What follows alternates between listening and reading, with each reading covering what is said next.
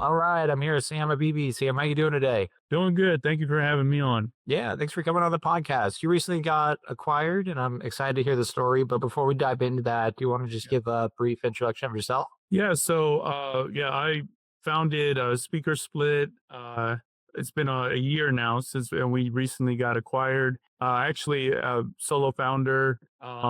And before that, I do web development. So I had an agency where I was doing web development and direct marketing. And before that, I was doing more or less. I was in a lot of I did Amazon FBA reselling, so I had a reselling business for many years. So just been an interesting journey. Right on. Tell me about Speaker Split. What problem did it solve?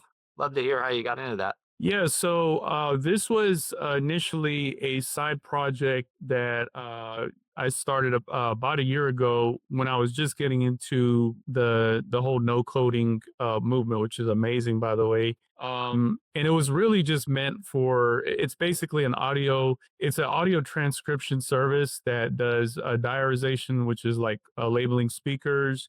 And then we also did audio separation, and it's just basically for post production uses. So, initially I had created it using some open source kind of projects out there to do like automated content, automated YouTube channels and stuff. And I needed a tool to help speed up the editing process. And one of the things I ran into was the problem of basically having separated audio files for a lot of projects that required that. And one of them was Notebook LM. So that took off many years, well, a couple of years now. And so a lot of the Notebook LM files don't have separated audio files. So I just created that as a side project and decided to kind of take it full on once I learned, how the no coding aspect it worked. So turned it from like a utility to actual like SaaS, like a full on SaaS. So yeah, that's how that started. And Nice. yeah, so the whole thing with no code just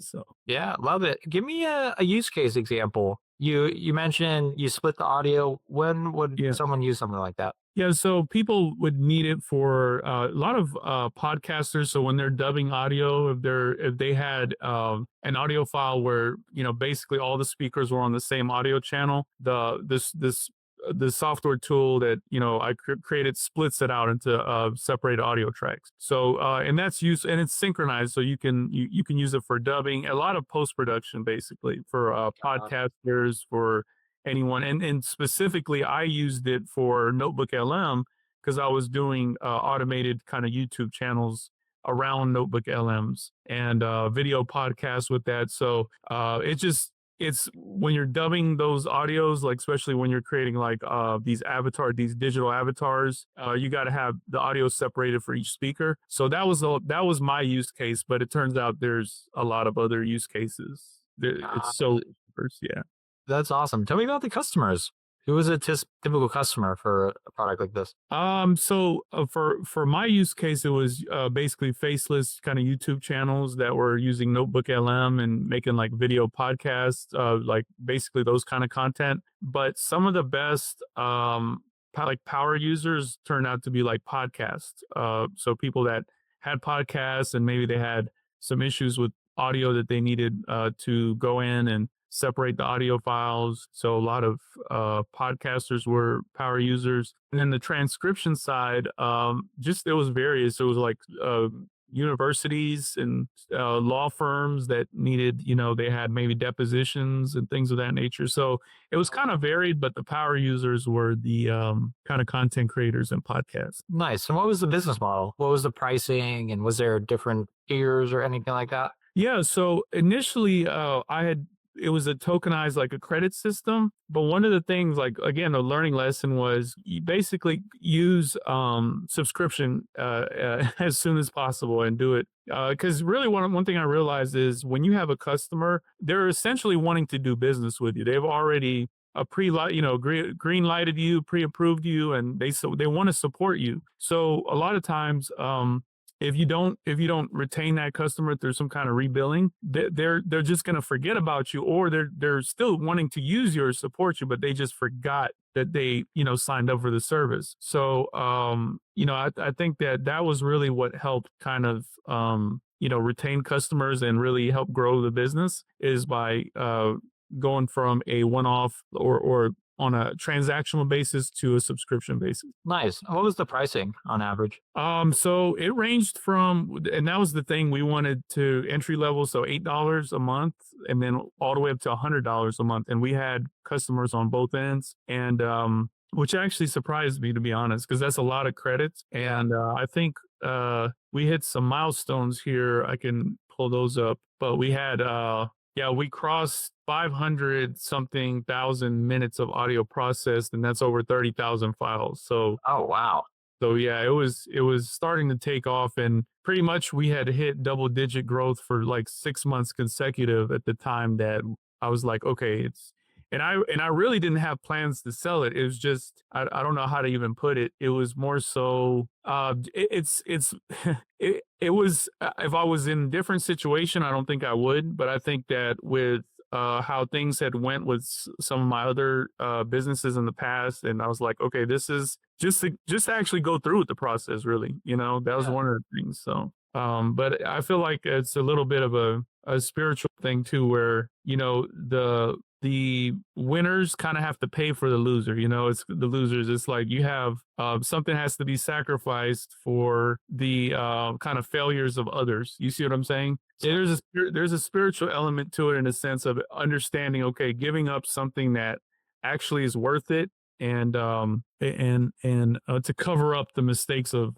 a lot of other ones. You know what I mean? Yeah, So 100%. yeah, so it was just kind of a whole that part of it is pretty interesting because I always thought like, okay, well, what does success look like, and what is the whole process like, and this process kind of helped me kind of get to the other side, and I'm like, okay, it's kind of made the losses kind of worthwhile. So Yeah, 100%. There's nothing wrong with cashing your chips in when yeah, something's working and growing. That's usually one of the best times to sell. yeah. Now, before we get into the acquisition, though, I'd love to know, how did you get the first customers for a product like this? Oh, that happened pretty quickly. I mean, I posted some videos on YouTube on just a channel on how to do a very specific aspect of like a use case, excuse me, for with using SpeakerSplit.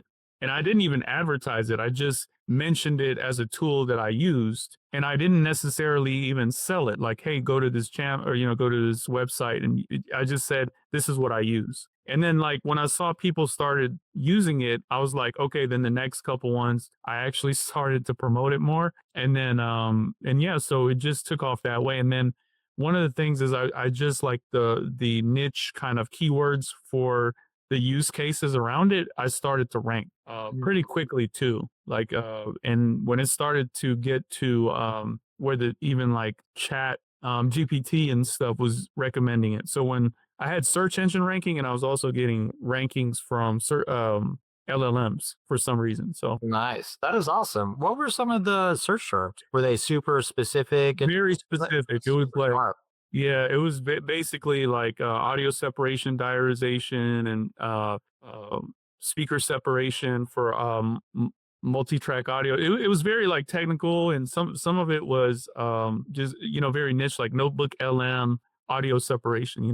So I was getting like first like the number one ranking for those, and so I never really spent anything on marketing. That is awesome. It sounds Yeah. like you just were ranking with terms that were leading you straight to people that had the exact same problems as you. Yeah, yeah, absolutely. It's just like you said, solving a problem.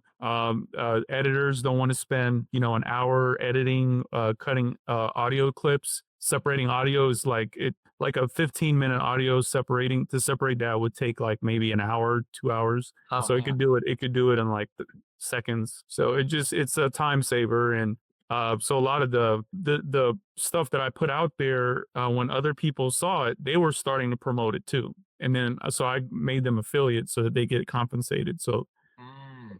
yeah, so So you had an affiliate program too. That's super smart. yes, that was later. Yes, that was later, and that was very helpful too. That helped rankings too. So Nice. having a good affiliate system, especially where they're not link based because that was kind of what I wanted to avoid, but actual content based affiliates. Nice. How did you set that up? Uh, so the dashboard or the affiliate program I use is called Rewardful, and they were well, I there's a plugin for that, but I mean a shout out for them, but they set it up so it's super easy to manage the affiliates. But the key thing that I learned with that is you a lot of affiliates would accept people that are going to use spam or email marketing. They're going to have links, and I didn't want to do that. I wanted actual content creators, people that would post content and then they would use like a promo code in their content. Mm. So that would make it more. I would have less affiliates, but it was like better quality. And I That think is that super smart. Yeah, super smart. How'd you find the content creators? So one they reached out. One reached out, and another one I onboarded. So it was really like 50-50 really. So That is it was awesome. really niche down. Like I didn't go for everything. I just kind of went for podcasts, power users. Nice. Last question on this. This because it's so smart to set that up. Do you know what percentage of your revenue was from the affiliates? Was it like 10% or 20%?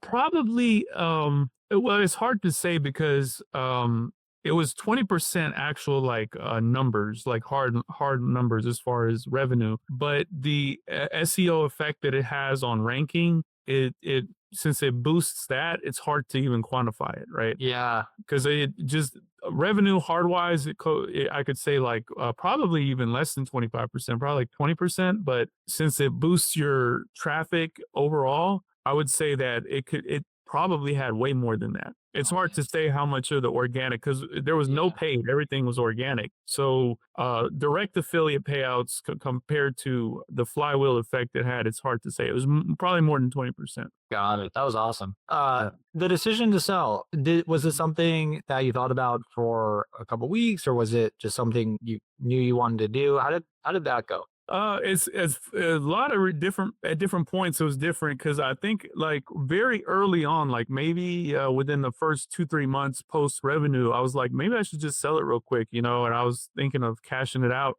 And I think somebody in your staff or somebody like emailed me and they were like, just wait. I don't know who it was, but someone just sent me an email. They're like, just wait, man. They're like, wait, just wait 12 months or have like at least 12 months. And I was like, okay. I just took their advice. I was like, okay. And then I was like, okay, well, let me make it a serious business. So I kind of transitioned from it being like a utility one-off kind of thing just to sell quick. And then I went to a SaaS model and then was like, okay, let me, wait it out. And it just grew. It was like double-digit growth every single month. That was awesome. Tell me about the acquisition process. You list on acquire.com. What did the first week look like? What were your expectations? Just unknown. Everything was it was so new to me. I thought I was expecting it to be overwhelming. In actuality, it really wasn't. I mean, everything like the user interface was very straightforward. And I think like the quality of the buyer pool, because I mean, I had interest right away. I mean, within the first week, I was getting like interest and everything. And I think there's a process where they can what is it where you can automatically accept LOI or something, or where you don't have to like manually approve something like that. So when I did that, I started to get more like feedback right away. So but yeah, I was within the first week or so, actually within the first 2 weeks, I had multiple, but then there was one buyer that like we clicked immediately. So Nice. Tell me more about the buyer you eventually sold to. Did you just click with him? Was there another reason why you decided to sell the business they didn't?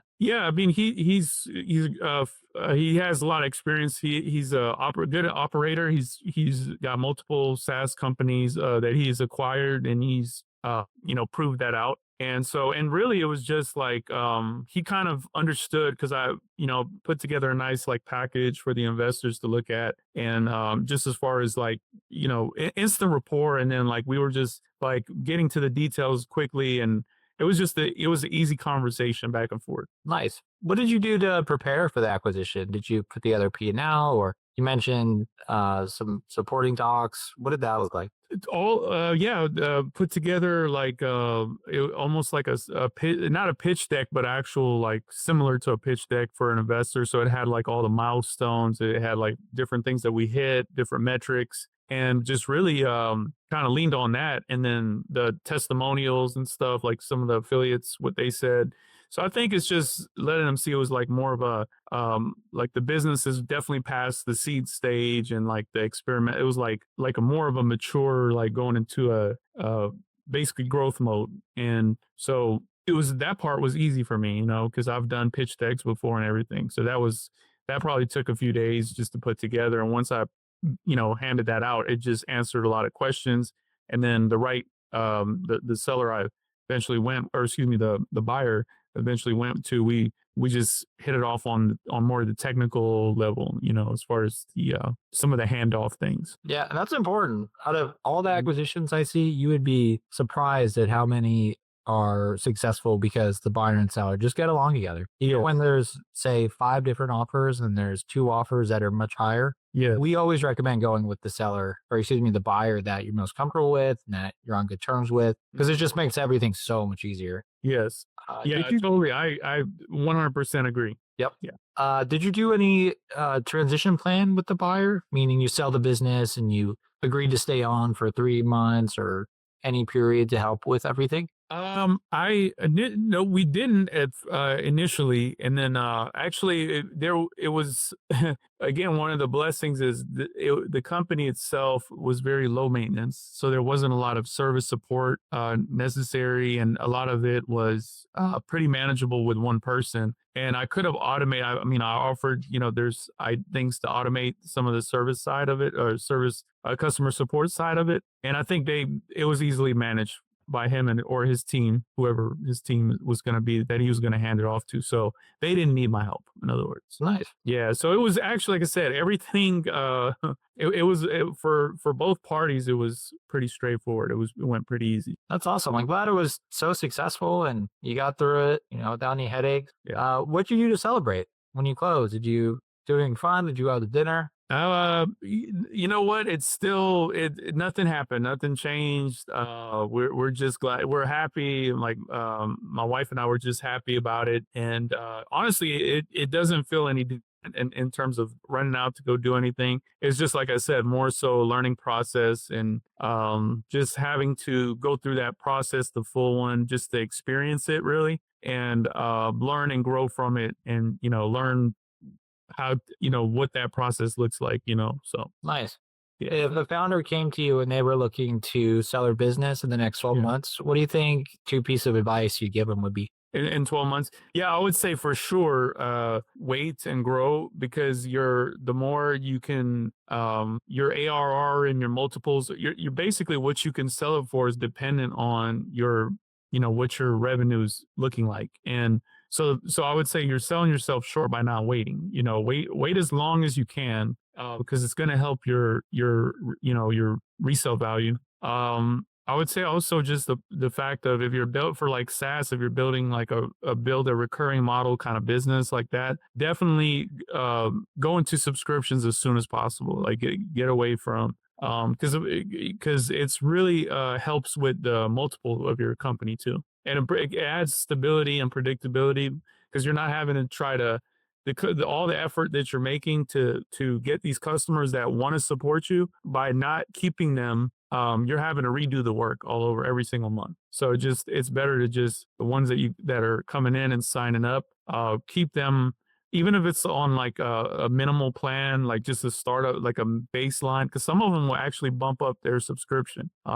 But just keep them like just have some kind of retainer, somehow keep them. Yeah, that's great advice, especially around the part of having just more operating history for buyers. Yeah. Because the longer you're in business, the more history you can show buyers and the more confident they're going to be. Where if they buy the business, that revenue is going to be there when they buy the business. And like you said, Mhm. a lot of buyers will pay higher multiples for businesses like that. Absolutely. So great. Absolutely. Yeah. It's a big part of it. I mean, I've seen people, it's like you have to bring something to the table too. I mean, if you have to show that you have a profitable business, and especially if you can work on organic growth to show them that, hey, you don't need to spend money to make money in your business. Your business is can stand on its own, and it's passive or it's cash flowing. That's where the key is at, because I think that's just going to be like that was the reason for success in selling it so fast. Is just, it's like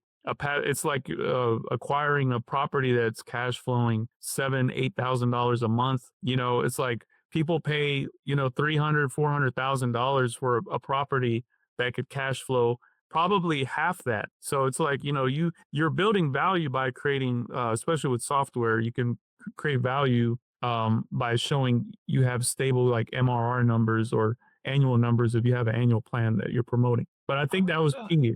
That was the key part right there. Yeah, because buyers want to be able to understand how they're going to see a return on investment from the purchase. I Correct. talk to a lot of founders that never really think that through. For example, I'm going to sell my business for 20 times revenue, and the revenue is super unpredictable. But if you ask that question, how does a buyer see return on investment when they buy it at that price and with that type of revenue? It becomes really unclear. And so when you can make it really clear on how a buyer will see a return on their investment, that's how you Absolutely. get tons of different offers and sell your business for the highest price. Oh, absolutely. And even for yourself, when you're running a business, you want predictability every month. And that's what, that without that stability, you really don't have a business. Plus you're not going to, how do you evaluate that to a buyer? It's like, if you don't have predictable income or predictable growth. So having that recurring revenue, and then having as the churn as low as possible, and those are the two things for a SaaS type business. Those are the two punch combo. So I would say like a good like consistent earnings, and then low churn to show that you can retain customers for a longer period. So definitely go into a business where you can potentially have clients for many months or years, just not like a one-off thing. So Yeah, that's great advice. Samuel, what are you working on next? What's next for you?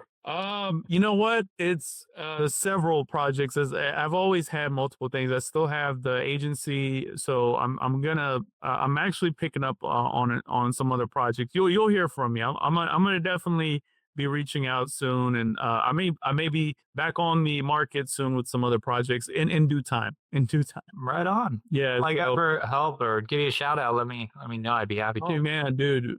Yeah, you guys have been a blessing. I'm telling you, everybody, use this is a great time. No code is amazing. It's revolutionized the software industry. It's like, you don't imagine, like I tell people that I had a conversation with someone the other day. I was like, listen, imagine like how many like if you are an author, right? Imagine you had like the brains of Stephen King or some major author, but like for you for you to write your book, you had to learn Mandarin, right? It's like, how many people would not be able to write that masterpiece, because you have to learn a language, right? To be able to publish that book that you had in your mind. And so it's like what happens is with the rise of like coding agents and like IDEs and stuff, is like they could translate that vision. Like you can now, you don't have to like learn this complicated machine language anymore to make software or to make apps. Like and you don't have to like hire or keep like a software the engineer that you have to pay like hundreds of thousands of dollars, tens of thousands. Like it's totally liberated that whole thing. So anyone can learn the very basics, but it's now opening, like it's like the way publishing with the printing press made everyone able to publish. And now with the AI bubble we're in, there's going to be a more people that can like put their ideas out there. 100%. It's a great time to be a founder. Yeah. Great time to be an entrepreneur. Yeah. Well, right on, Samuel. Congrats again on the acquisition. I'm glad it was so successful. You truly achieved what every entrepreneur dreams of. Thank If people want to hear more about your story or follow you online, where can they find you? Yeah, so I am the most. I don't have a public account. Everything that I had related to SpeakerSplit got transitioned over. So definitely give them a shout out. Check out their Twitter and everything, the blog. But yeah, I'm incognito, man. I'm stealth. So you won't see me until you see me. All right. But I'm not one of those founders that's in the front of the business yet, you know, and so I'm always working behind the scenes, but I'll always be in the forefront at some point, you know. So Right on. Well, that's the yeah. way to do it. Yeah, because no one, like I said, I never showed my face or anything or any of this stuff when I was creating SpeakerSplit with most of my businesses. Like I work behind the scenes and I try not to be the face of it because, like, you know, I let the product or the customers speak for it. You know what I mean? Or you know. So It's truly the best marketing. And yeah, I think it shows with the product and the company you built. So congrats again. yes. Thanks again. All right, Appreciate it. Samuel. Thanks again for coming on the podcast. Appreciate it. Yep. Have a good one, brother. You too.